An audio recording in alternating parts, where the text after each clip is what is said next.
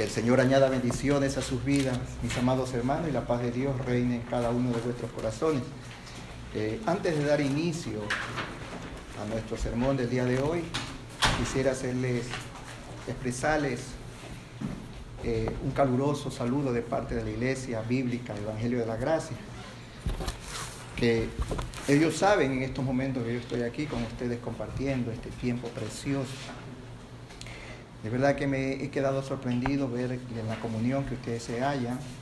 Definitivamente a eso nos ha llamado el Señor cada vez que nosotros nos congregamos, cada vez que nosotros disponemos nuestros corazones a adorar a Dios. Es justamente eso, no solamente adorar a Dios, sino tener comunión con los hermanos. Y he visto una preciosa coinonía entre ustedes. Me voy muy sorprendido de aquello. Los animo a que sigan así, hermanos. Y sepan ustedes que tienen el respaldo de nuestra congregación. Pueden ustedes seguir en este proceso que ustedes están llevando, y lo veo que lo están haciendo de una manera ordenada, y sobre todo veo en ustedes también esa parte de querer ser una iglesia local. Así que, hermanos, vamos a dar inicio a este culto, y permítanme orar primeramente. ¿Sí? Inclinamos nuestros rostros ahí donde estamos. Señor, gracias te damos en ese nombre poderoso como es el de tu Hijo Jesús. Gracias por permitirnos hoy, Señor, estar juntos como hermanos. El poder disponer nuestros corazones, porque sabemos que tú pones el querer como el hacer. El estar aquí reunidos con ese propósito, Dios, por el cual tú nos creaste. Y es que nosotros glorifiquemos tu nombre. Señor, habla en nuestras vidas el día de hoy. Seas tú, Señor, redarguyendo nuestros corazones, tomando el control de nuestra mente. Sabemos, Dios, que por tu soberanía y tu providencia hoy podemos estar aquí, cuando hay muchos que ya han partido, Padre, en esta situación adversa en que nos hallamos. Gracias por la muestra de amor y misericordia que tú has tenido hasta hoy con nosotros.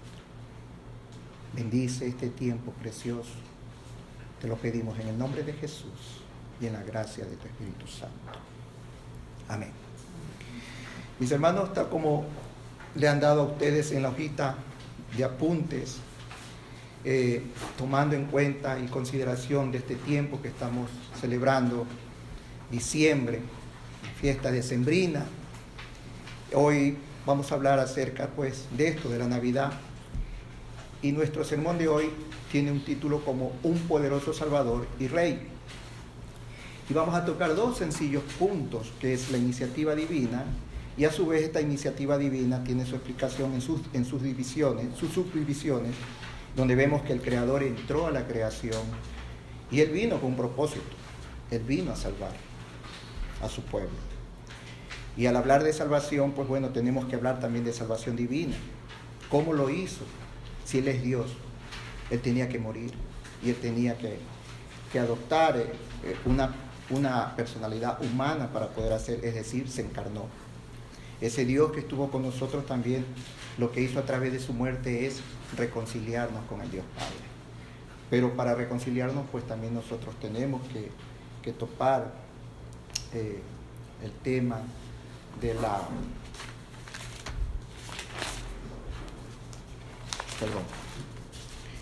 reconciliación. Tendremos que topar obligadamente la que es la redención, ¿sí? Vamos a nuestro libro lema. Nuestro texto lema es Lucas capítulo 2 versículo 7. Lucas capítulo 2 versículo 7. Dice así la bendita y eterna palabra de nuestro Dios. Y dio a luz a su hijo primogénito, y lo envolvió en pañales, y lo acostó en un pesebre, porque no había lugar para ellos en el mesón. Había descrito el camino, la ruta por donde nos íbamos a ir, justamente para nosotros de ahí partir con este mensaje que tiene por título Un poderoso Salvador y Rey. Mi familia, suele pasar por cuanto traemos a nuestra mente, por lo general, que pensamos en el nacimiento de nuestro Señor Jesucristo. Muchas veces nos dejamos llevar más bien por los elementos espectaculares del nacimiento de este niño. Nos dejamos llevar a veces por los elementos emotivos del nacimiento del Señor. Pero al hacerlo de estas dos maneras, muchas veces dejamos de ver las cosas profundas que ahí estaban. Aparentemente vemos en estos versículos, en este versículo, vemos algo hasta cierto punto que no tiene una profundidad, ¿no? Cuando dice, y dio a luz a su hijo primogénito. Aunque ciertamente el pasaje que acabamos de leer nos señala el momento del nacimiento del bendito Salvador, creo que todos debemos reconocer que nos hace falta mucho entendimiento de todas las cosas envueltas en este santo nacimiento y su significado profundo que tiene para poder lograr entender cómo se operó la salvación en Cristo y todas las cosas que eran necesarias que ocurrieran para la salvación del pecador. Para muchos, el recordar el nacimiento de nuestro Señor Jesucristo no es más que un recuerdo afectivo, tierno y emocional. Para otros, el tiempo del nacimiento tiene que ver con decoración, tiene que ver con arreglo de sus hogares, con objetos que adornen y hagan de que ese ambiente navideño sea más agradable para ellos. Pero lo irónico de estas festividades navideñas es que de millones de personas alrededor del mundo celebran el nacimiento de Jesús. Pero, aquí viene el pero, a la misma vez lo rechazan como el Mesías prometido, el Salvador del mundo y el Salvador de sus vidas. Si nos damos cuenta de aquello, cuando vamos y les ponemos el Evangelio, muchos de la gente no quieren escucharlo. Pero sin embargo están celebrando lo que se llama la Navidad. Pero cuando observamos cómo es narrado el nacimiento de Cristo, lleno de solemnidad y brevedad, debemos pensar inmediatamente que la intención del Señor al darnos a conocer este relato no era exactamente lo que acostumbramos a hacer. En el versículo 7 dice claramente, y dio a luz a su hijo primogénito, y lo envolvió en pañales, y lo acostó en un pesebre, porque no había lugar para ellos en el mesón. ¿Cómo se ve este versículo al lado de esa mega celebración llamada Navidad? Este versículo es corto, pero solemne, y algo quiere comunicarnos. Y no es esa idea tan alejada de fiesta decembrina, pues, que en pleno siglo XXI se celebra, pues, hermano. Notemos cómo se describe el nacimiento del Salvador y Rey. Y dio a luz a su hijo primogénito. Y punto. ¿Sí se da cuenta? Y dio a luz a su hijo primogénito. Aquí hay cosas que el Espíritu de Dios que inspiró la Biblia no quería que nos confundiéramos. La Navidad, tal como se lo celebra actualmente, a pesar de las restricciones producto de esta pandemia mundial, en lo particular a mí me parece ruidosa y destellante, en comparación a este evento muy grande que encontramos en nuestra cita bíblica. Esta cita bíblica está rodeada de solemnidad y profundidad, como el misterio de una virgen dando a luz al Verbo eterno cuando éste tomó para sí una naturaleza humana. Pasemos ahora a nuestro primer punto, la iniciativa divina. Mis hermanos, Dios, que es espíritu, se hizo hombre en la figura de Jesús. En otras palabras, el Creador entró a la creación, y esto tiene que ver con el punto A. No hay y no habrá un tema más importante para nuestras vidas que el poder entender que Jesucristo es Dios encarnado. Eso tenemos que tener muy presente, hermano. Al existir en nosotros el deseo de conocer cómo es que el Creador entró a la creación, debo recordarles que hay dos maneras esenciales, pero a la misma vez prácticas, que nosotros podemos ver la Biblia. Una es verla como un libro de promesas y profecías, y la otra es verla como un libro de cumplimiento de esas promesas y de esas profecías. Y es que mucho del Antiguo Testamento cae bajo la categoría de promesas y profecías. En el Antiguo Testamento nos revela el cumplimiento de promesas y profecías a través de la persona de Jesucristo. Por tanto, el nacimiento de Jesús es el cumplimiento de una serie de promesas que leemos en el Antiguo Testamento. Promesas, recordemos, hechas por Dios a la humanidad. Nosotros podemos encontrar una de esas promesas del Antiguo Testamento en el libro de Isaías, capítulo 7, versículo 14, que dice así: por tanto, el Señor mismo os dará señal. Eso está en Isaías 7:14. Por tanto, el Señor mismo os dará señal. Ahí vemos la promesa. ¿Y cuál era la señal? Bueno, sigamos leyendo. He aquí que la Virgen concebirá y dará a luz un hijo, y llamará su nombre Emmanuel. Vemos en esta cita bíblica la promesa y la señal que Dios dio a su pueblo y le dio también a la humanidad. Ahora veamos en el Nuevo Testamento el cumplimiento de lo dicho por Isaías en el capítulo 7, versículo 14. Y nos vamos a ir al Evangelio de Mateo, en el capítulo 1, versículos 22 y 23. Y aquí vemos un relato muy particular en que el ángel del Señor se le apareció en sueño a José, diciéndole lo siguiente, en el versículo 22: todo esto aconteció para que se cumpliese lo dicho por el Señor por medio del profeta. ¿A qué profeta estamos refiriendo? Isaías. Cuando dijo: he aquí, una virgen concebirá y dará a luz un hijo, y llamarás su nombre Emmanuel, que traducido es Dios con nosotros. Este suceso del nacimiento del Mesías marcó el cumplimiento de todas las promesas que se hicieron en torno a él en el Antiguo Testamento.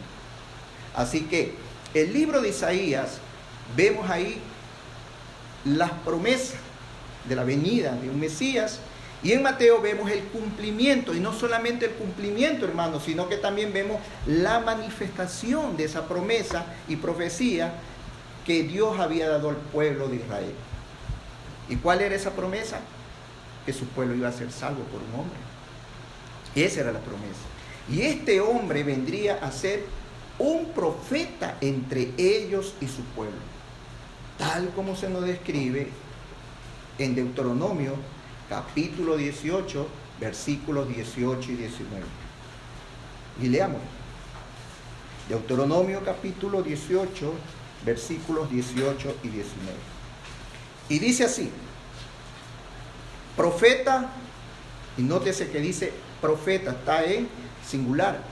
Profeta les levantaré de en medio de sus hermanos, como tú. Aquí le estaba hablando, era Moisés. Y pondré mis palabras en su boca, y él hablará todo lo que yo le mandare. Mas a cualquiera que no oyere mis palabras, que hablare en mi nombre, yo le pediré cuenta. Todo lo dicho en esta cita que leímos es el contexto de que Dios había prometido mostrar su gloria para con los hombres al enviar al Creador a su creación. Y esta iniciativa divina de que el Creador entró a la creación tenía pues un propósito final. El Dios eterno había prometido que a través de un hombre Él traería una grandiosa salvación. Y esto nos lleva a nuestro punto B. Él vino a salvar. Para empezar a desarrollar este punto, me gustaría leer lo que menciona nuestra confesión de fe de Londres de 1689, a la que ustedes hoy me he dado cuenta que se han adherido. Y en su capítulo 8 de Cristo el Mediador, y en su párrafo 1, podemos leer lo siguiente.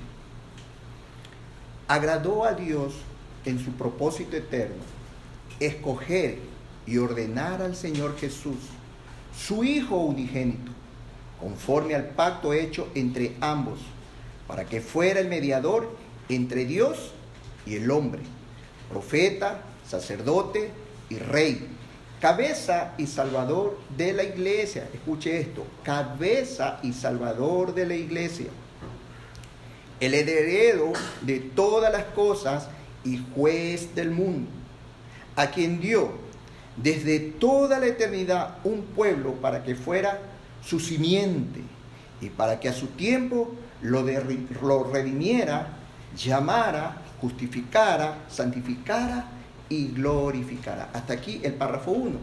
Este párrafo muestra y habla por sí solo con respecto a esa grandiosa salvación que sería a través de nuestro Señor Jesucristo, el mediador, como lo llama nuestra confesión de fe. Podemos darnos cuenta de que Dios desde la eternidad ha escogido un número definitivo de la posteridad de Adán para la salvación por medio de la obra redentora de Cristo. También nos damos cuenta que desde la eternidad Él ha prometido darle a Cristo como recompensa por su sufrimiento, hermano, estos individuos escogidos.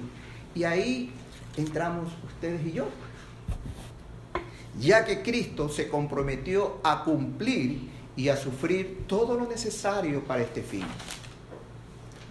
Es necesario que recordemos de que Dios siempre había utilizado hombres y a veces y en ocasiones hasta mujeres para librar a su pueblo de sus enemigos. Y vemos en el libro de los jueces cómo Dios libra a su pueblo de la opresión enemiga.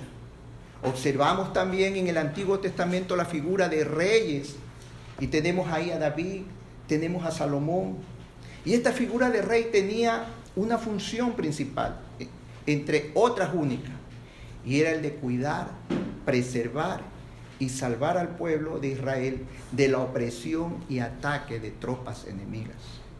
Ahora bien, mis hermanos, el Nuevo Testamento, Dios no se mostraría ya más enviando a un juez o enviando a un líder político, sino que Dios mandaría a un Salvador. Ahora la pregunta es, ¿de qué tenía que salvarlo? Bueno, tenía que salvar de algo, de un peligro mucho mayor. El enemigo de ellos era más peligroso todavía y mucho más nefasto y destructivo. Esta salvación no era en contra de enemigos interiores, ni tampoco era en contra de invasores externos como los romanos o como los griegos, sino que salvaría al pueblo de Israel de su propia rebelión, su propio pecado, que era algo mucho peor que la invasión enemiga. De aquí nace una pregunta: ¿y por qué debían de ser salvos del pecado? ¿Saben por qué, hermano? Porque la peor miseria, y grabémonos esto, porque la peor miseria del ser humano es su pecado. Es su pecado. En otras palabras, todo hombre está por naturaleza totalmente corrompido en todas las facultades y partes de su cuerpo y alma. De esta condición diabólica del corazón del hombre es que Dios, por iniciativa propia, desea salvarnos. Hermanos, nosotros estamos así, en esa condición. Y tuvimos nosotros ese privilegio de que Dios se fijara en nosotros. Y ahora estamos como estamos. La palabra salvación, esta palabra siempre es mencionada en la mayoría de las comunidades de fe. Siempre escuchamos esa palabra, salvación. ¿Por qué todo el tiempo estamos hablando y recordando esta palabra, salvación? ¿Y en qué momento el corazón del hombre adquiere una condición diabólica? Para responder a estas preguntas debemos de trasladarnos al huerto en Edén. Y es que en ese sitio el ser humano cayó en pecado al tomar su propia decisión de desobedecer a Dios. El ser humano decidió voluntariamente olvidarse de Dios y de su mandamiento, que en este caso solo era uno: el de no comer del árbol de la ciencia del bien y del mal. Y así, desobedeciéndose, se extravió tras su propia voluntad. No solamente se infecta a él, sino que también infecta a toda la creación. Así pues, el hombre, sumido en su propia obstinación, sumido en su propio intento de autosuficiencia, esclavo de su propia voluntad, queda totalmente incapacitado para ir a Dios, incapacitado para buscar a Dios. Y desde ese momento, todos los descendientes de Adán, juntamente con él, perdieron la comunión con Dios. Cayeron bajo su ira y maldición y se volvieron completamente depravados en todas las partes y facultades, tanto del alma y del cuerpo. Y es ahí cuando el hombre es entregado a su propio deseo, a esos deseos destructivos que solamente lo llevan a la muerte. El hombre empieza a darse cuenta, mis hermanos, que su propio corazón se vuelve una máquina que fabrica ídolos. Sus nuevos impulsos pecaminosos lo llevan a amar más y más aquello que a él mismo lo destruye. Hermanos, el mismo ser humano es capaz de amar aquellas cosas que no son nocivas para su propia alma. Esto es su propio pecado. En esa condición también nos hallábamos, amando nuestros propios pecados. Este pecado comienza a anular nuestro entendimiento, convirtiendo así al hombre en un ignorante de las cosas espirituales. El pecado entenebrece los ojos del hombre y no puede ver realmente quién es Dios. Por tanto, el hombre empieza a ser controlado por su propio corazón. Corazón que ahora está en una posición de enemigo del mismo Dios que lo creó. Y es en este momento lamentable en que Dios, por su mera gracia y por su propia voluntad, sin que nadie y ni nada lo mueva a él, decidió salvar a los hombres. Dios nos ve en este terrible estado de pecado y Él mismo es movido en su propio corazón por su propio deseo voluntario unilateral. Él decide amarnos. Dios toma la iniciativa de salvar a los hombres y vemos aquí una iniciativa soberana. Y es este Dios trino, único, revelado en las Escrituras, que decide por su propia voluntad salvar a los hombres pecadores. Veamos lo que nos dice el apóstol Pablo con respecto a esta verdad en Efesios capítulo 2, versículos 4 al 6. Dice así, versículo 4. Efesios 2, versículos 4 al 6. Pero Dios, que es rico en misericordia, por su gran amor con que nos amó, aun estando nosotros muertos en pecado, nos dio vida juntamente con Cristo. Por gracia sois salvos. y juntamente con Él nos resucitó, y asimismo nos hizo sentar en lugares celestiales con Cristo Jesús. Podemos darnos cuenta, hermanos, que Dios es rico en misericordia a tal punto que nos llega a amar aún estando muertos en pecado, siendo sus enemigos. En esta posición ustedes y yo estuvimos. Pero a pesar de ser sus enemigos y que éramos respaldados pues, por nuestras mentes y por nuestros corazones perversos, y lo que aún era peor, odiábamos a este Dios bueno y santo. Dice la Escritura que Él nos dio vida juntamente con Cristo. Y si observamos en el versículo 6, encontramos una analogía con respecto a la resurrección y a la ascensión. Y es que, mis hermanos, debemos tener presente de que todo verdadero creyente ha sido resucitado de su pecado y ha sido traído a Cristo. Y ahora, aunque no físicamente, pero sí espiritualmente, está sentado con Cristo a la diestra de Dios.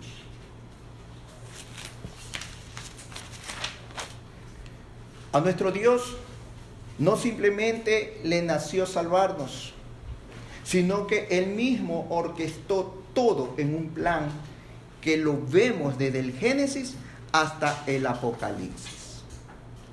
Ya Dios no volvería a salvar más a su pueblo por medio de grandes proezas. Ya Dios no partiría el mar para que su pueblo sacarlo de Egipto y pasase. Ya Dios no haría descender maná para sustentarlos. Ya Dios no usaría la fuerza de un Sansón, sino que esta vez usaría a alguien mucho mayor, hermano, para salvarlos. Usaría a su propio Hijo, Rey de Reyes. Un rey diferente a los reyes de la tierra.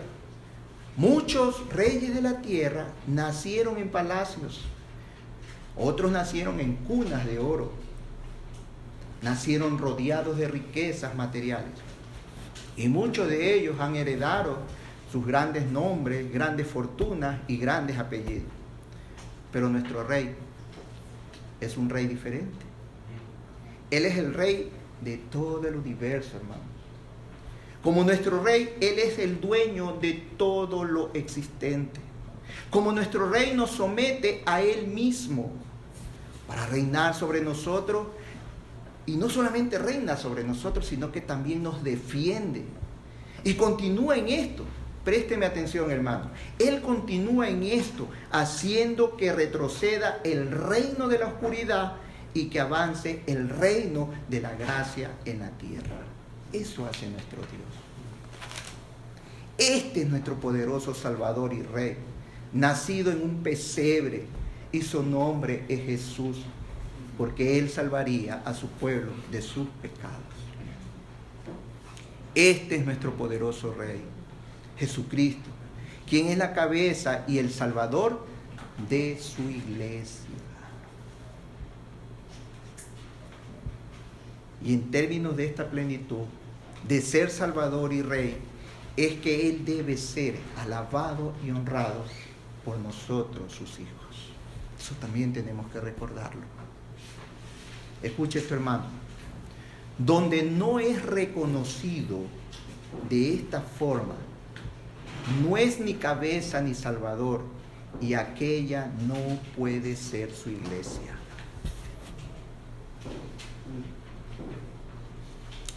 Ahora pasemos al segundo punto de nuestro sermón, y es la salvación divina, cuya subdivisión pues tenemos en el literal A, Dios con nosotros en carne. Veamos dos textos, hermanos, que son lo mejor que hablan con respecto a la encarnación de nuestro Dios. Leamos el primero de ellos, que lo encontramos en Juan capítulo 1, versículo 14, es un versículo muy conocido. Y aquel verbo fue hecho carne y habitó entre nosotros, y vimos su gloria, gloria como el unigénito del Padre, lleno de gracia y de verdad. Les recuerdo que esa palabra de verbo es una designación dada al Señor Jesucristo, la segunda persona de la Trinidad. El verbo fue hecho carne y eso es lo que llamamos la encarnación del Hijo de Dios. Ahora pasemos a leer Filipenses capítulo 2, versículos 6 y 7. El apóstol Pablo menciona lo siguiente. Versículo 6. El cual, siendo forma de Dios, no estimó el ser igual a Dios como cosa a que aferrarse, sino que se despojó a sí mismo, tomando forma de siervo, hecho semejante a los hombres. Mira, hermano, estos dos textos deben ser entendidos de la siguiente manera. Dios es eterno y en su palabra se nos revela como un Dios trino. Aunque es un solo Dios, existe un Dios Padre, un Dios Hijo y un Dios Espíritu Santo. Este Dios Hijo, la segunda persona de la Trinidad, completamente Dios, eternamente Dios, llegado un tiempo específico, tomó sobre sí una verdadera naturaleza humana, añadiéndola así a su naturaleza divina. Recordemos que esto no solamente debemos decir, Dios se hizo carne. Pienso yo que nosotros deberíamos ser específicos al decir Dios se hizo carne, sino más bien diríamos Dios Hijo se hizo carne. Tenemos que ser específicos en esa parte, ¿sí? Muchas veces escucho eso, Dios se hizo carne. Y es Dios Hijo el que tomó sobre sí una naturaleza perfectamente humana, es decir, con todas las propiedades de lo que es el ser humano, salvo el pecado, ¿sí? Salvo el pecado. El Señor Jesucristo tomó sobre sí una naturaleza humana, añadiéndola a la naturaleza que ya poseía, que es divina.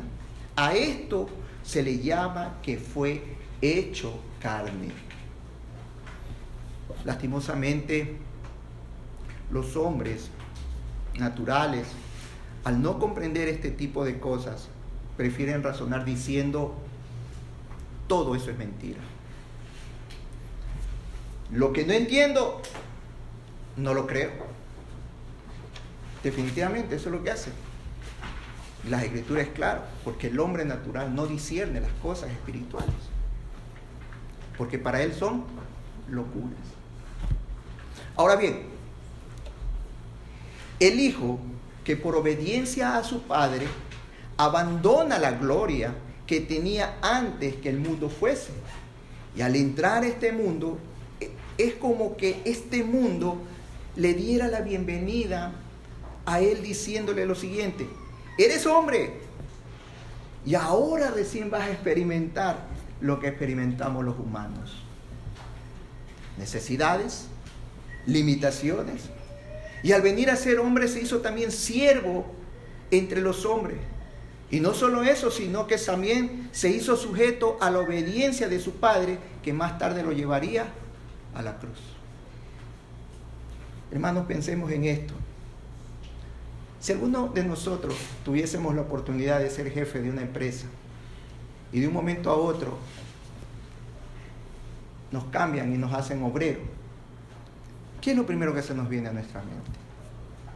Que están tratando de humillarnos, están tratando de degradarnos muchas veces. Pero si el Dios eterno se hizo hombre, eso sí es humillarse. Eso es humillarse, hermano. Leamos nuevamente nuestro texto lema, Lucas 2:7. Y dio a luz a su hijo primogénito, y lo envolvió en pañales, y lo acostó en un pesebre, porque no había lugar para ellos en el mesón. Aquí tenemos un bebé tierno. ¿Quién era este bebé, hermanos? ¿Quién estaba viendo la luz de este mundo con sus pequeños ojitos? ¿Quién lloró en ese establo?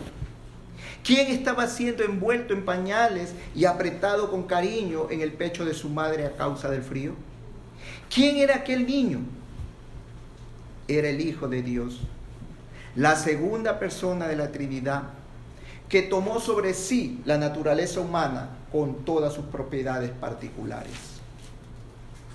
Mi familia, este gran acontecimiento es opacado hoy en día por las guirnaldas, es opacado, hermano, por los juegos de luces, es opacado por las decoraciones e inclusive por el arbolito y los pesebres. Cuando lo que debería asombrar al hombre es el observar de quién nacía, quién era que nacía, y el que nacía era Dios. El Dios de todas las cosas, asumiendo una naturaleza humana para nuestra salvación. Veamos nuestro punto: Dios con nosotros para reconciliar. La manera en que la Biblia describe una doctrina nos ayuda a entenderla. No podríamos hablar de reconciliación sin antes hablar de redención. Dios no hace nada sin propósitos, y esta obra maravillosa de la encarnación se llevó a cabo en concordancia con el plan redentor. Básicamente hablando, estaba incluido en el plan redentor que la justicia de Dios insatisfecha debía de ser satisfecha, que se debía pagar por el pecado en que el ser humano ya había caído, como lo mencionamos anteriormente. ¿Quién vendría a hacer eso? ¿Quién vendría a pagar ese pecado? Un sustituto del pecador. Pero este sustituto debía de tener ciertas características, o si no, su pago solamente sería simbólico y no real. ¿Y qué característica debería de tener este sustituto? Ser humano sin dejar de ser Dios. ¿Sí se da cuenta? El Redentor que ustedes y yo necesitábamos debería ser hombre. Él debía de experimentar la condición humana para que Él, de una forma real y no de una forma teórica o simbólica, se compadeciera de aquellos que Él estaba representando. Imagínese usted a Dios Padre hablándole al Hijo: mira, vas a ir a la tierra y vas a sufrir. ¿Sí? Y el Hijo diciendo: sí, pero Él nunca va a experimentar lo que es el sufrimiento realmente. ¿Sí? Entonces, eso hubiera sido teórico nada más, ¿sí? Porque Él no iba a experimentar dolor o sufrimiento. Era necesario que Él pasase lo que nosotros pasamos, que Él sintiese lo que nosotros sentimos. Por eso es que Él nos puede entender lo que nosotros sentimos o pasamos cuando estamos tristes o cuando tenemos algo.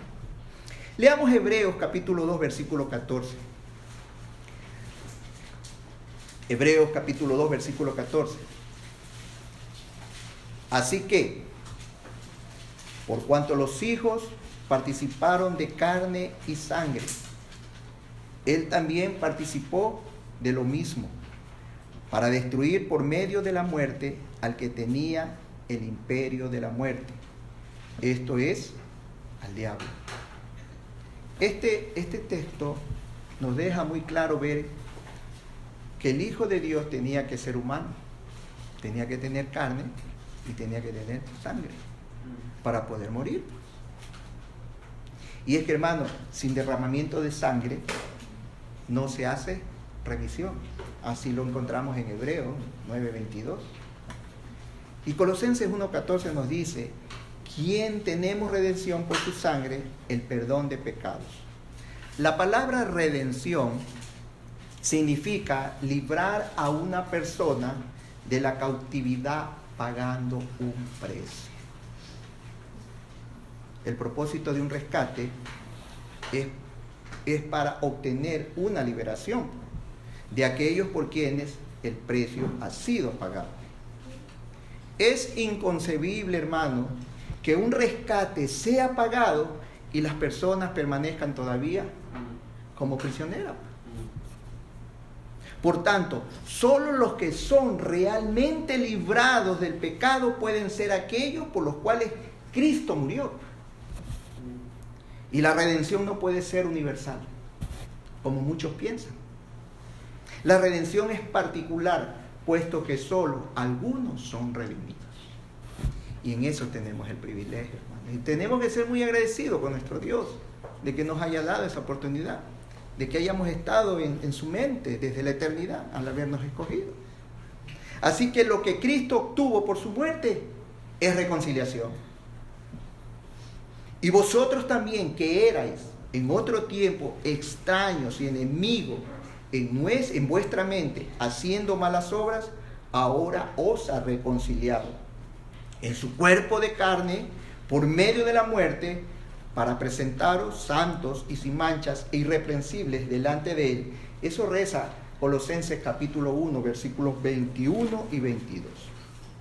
La reconciliación es la restauración de la amistad entre dos partes anteriormente enemigas. Eso tenemos claro, hermano. Cuando nos dicen que hay que reconciliarnos con alguien, es porque ha habido un problema de alguna forma y tenemos que volver a esa amistad. Por tanto, en la salvación de la cual la Biblia habla, Dios es reconciliado con nosotros y nosotros somos reconciliados con Dios. Estas dos cosas deben darse. Estas dos cosas deben de suceder. La reconciliación de una parte y de la otra son dos hechos por separado, pero ambos necesarios para hacer la reconciliación completa. No puede haber una reconciliación solamente de una parte. Necesariamente deben estar los dos reconciliados. Así que es necio sugerir que por la muerte de Cristo, Dios está ahora reconciliado con todos los hombres. Pero que solo algunos hombres están reconciliados con Él. ¿Me hice entender? ¿Sí? Hay muchos que piensan de que Cristo vino y murió por todos los hombres. Pero la verdad es otra, ¿no? Son pocos los que están reconciliados con Él. No hay, hermanos, una reconciliación real a menos que ambas partes participen de ella.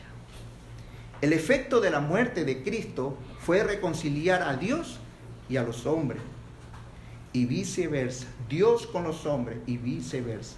Ahora bien, no puedo ver cómo es que esta doble reconciliación puede ser conciliada con la idea de que la muerte de Cristo fue para todos los hombres. Si por la muerte de Cristo todos los hombres participan de esta doble reconciliación, entonces, ¿cómo es posible que la ira de Dios esté sobre alguno? ¿Sí se da cuenta? El que cree en el Hijo tiene vida eterna, pero el que rehúsa creer en el Hijo no verá la vida, sino que la ira de Dios está sobre él. Juan 3:36. No hay duda de que Cristo solo pudo haber muerto por aquellos que realmente son reconciliados. ¿Me da cuenta? Para concluir, volvamos una vez más a nuestro texto lema, Lucas 2:7. Y dio a luz a su hijo primogénito, y lo envolvió en pañales, y lo acostó en un pesebre, porque no había lugar para ellos en el mesón. Nuestro poderoso Salvador y Rey a este mundo vino. Y en este mundo no hubo un conjunto de ángeles en su nacimiento recibiendo a Cristo. No lo hubo, hermanos. Recordemos que los ángeles le fueron mandados a los pastores que velaban y guardaban las vigilias de la noche sobre su rebaño. No hubo una corte real en este mundo para recibir a su rey. No hubo un sonido de trompeta. No hubo nada especial. Ahí yace el Salvador de los pecadores, en un pesebre, porque no había lugar para ellos en el mesón, dice las Escrituras. Y en este mundo, con toda su negrura, entró Cristo en silencio para beneficio de todos los elegidos. Y ahí nos encontramos, ustedes y yo, mis queridos hermanos. Oremos. Señor, gracias. Al volver a recordar el nacimiento de tu Hijo, lo más preciado que tú nos diste, y el poder escudriñar la profundidad que tiene aquello, y al compararlo con la forma como lo ve la mayor parte de los seres humanos, Señor, realmente nos quedamos pasmados. Y de nuestro corazón solamente puede vertir un agradecimiento profundo por lo que has hecho con nosotros.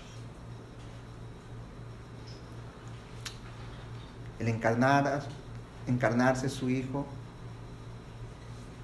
y el venir a salvarnos a un grupo de pecadores, reconciliarnos contigo, Señor, es lo más preciado que hemos obtenido en este mundo. Ayúdanos a valorar aquello, Señor. Ayúdanos a ver siempre que recordemos este tiempo, a verlo como realmente tú nos los has descrito en tu libro. Tú ya nos has narrado esa gran historia de tu Hijo Jesús cuando entró en su creación. Permítenos, Señor, vivir el tiempo que nos queda glorificando tu nombre. Gracias te damos, Señor, en el nombre de Jesús. Amén.